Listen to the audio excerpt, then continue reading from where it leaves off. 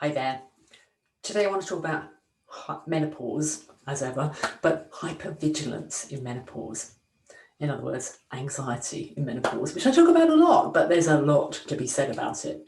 So hypervigilance simply means being on high anxiety alert a lot. In other words, your primitive mind continually monitors for evidence of danger. It mistakenly perceives that there is a risk of danger in all kinds of inappropriate moments and situations, and it identifies the potential for risk around every corner. There's a reason why we call this the primitive mind. It's a part of our brain that has been programmed to maintain our survival as a species, to be alert to signals of danger so that we may act on them more quickly should they materialize.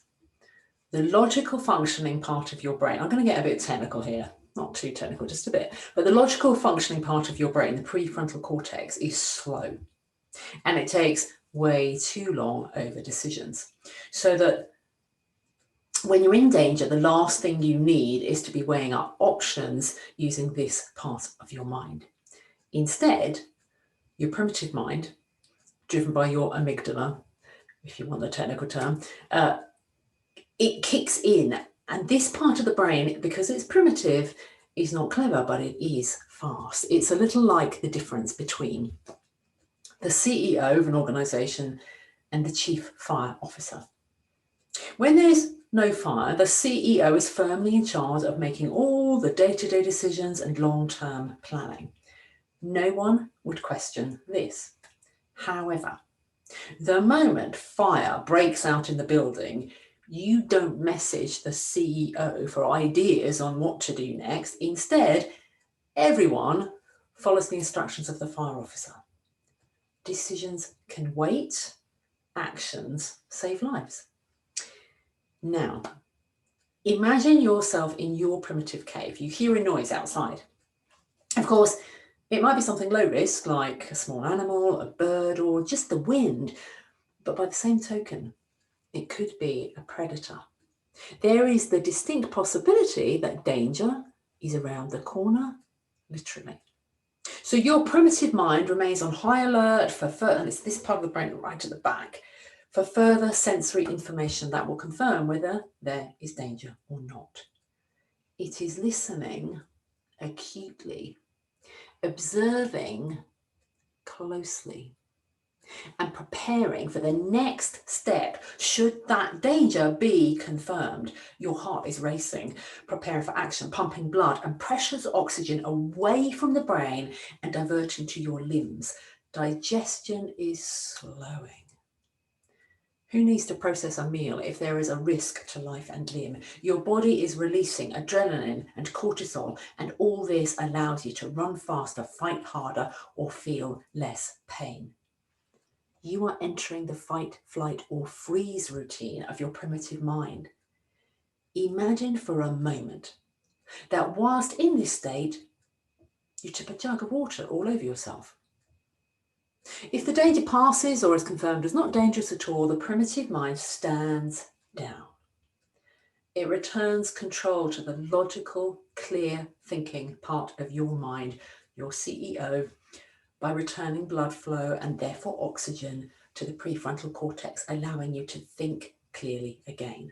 It switches off adrenaline and cortisol production, which is no longer required, and allows your brain and body to resume production of serotonin to slow your heart rate and bring your mind and your body back into what is known as homeostasis.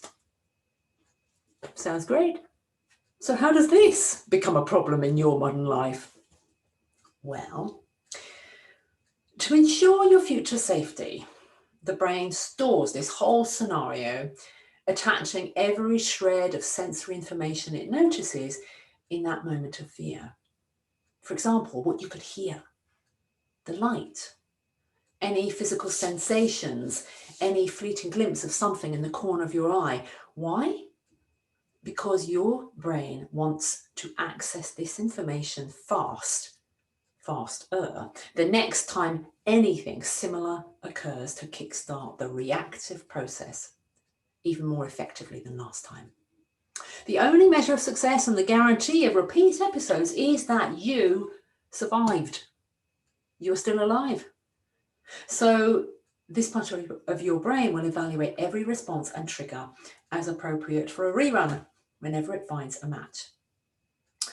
Which is a good thing, but what you perceive as similar in your logical brain may not quite match what your primitive brain perceives as similar when it accesses the stored sensory memory. Remember, your conscious logical brain wasn't fully aware and functioning in the height of anxiety. It only picked up what happened before and what happened after. You know that moment when you've been afraid and it's as if you lose all conscious thought, and it's only when you calm down again and you go, oh, what happened there? So you know what I'm talking about. So let's go back to the story. On the other hand, your subconscious may also have stored the coincidental memory of being isolated, perhaps, of feeling cold, perhaps, or water. Remember that jug that I weirdly introduced? So every single time it identifies a trigger associated with that first anxious experience, it kick-starts the same process of reaction. And this process gets more powerful over time. The more your mind triggers the response, the more powerful it becomes, and the more it morphs like Chinese whispers, attaching fresh, new sensory inputs and situations that are similar. Reduced serotonin production. Remember, we're talking menopause here. If you think I've gone off piste completely, I haven't forgotten, though I often do, but reduced serotonin production, which occurs as a result of falling estrogen, means you're already feeling less happy, calm, and coping. You live life more on the edge, emotionally speaking. And your primitive mind, understandably, associates some of those symptoms of increased sweat production, faster breathing, increased heart rate with danger, and triggers the fight, flight, or freeze routine more easily than it might have done before. Remember, your fear doesn't have to be outright panic, though it can be. It can just be that repetitive worry about lockdown, about COVID, about family, about work, weight, life, you name it. The more frequently it's triggered, the more quickly you enter the vigilant state. Over time, what can occur is hypervigilance. And that's what anxiety is. And it's damaging for both your mind and your body. So if you want to increase the calm in your mind and body by accessing the free beginners 5-minute meditation series that I've created just for you, click the link below this video and grab yourself a copy. It will just drop into your inbox every day for 21 days, a new beginner's 5-minute meditation. If you think you can't meditate, this will prove that you can. All right, over and out. I'll catch you in another video soon. Take care. Bye.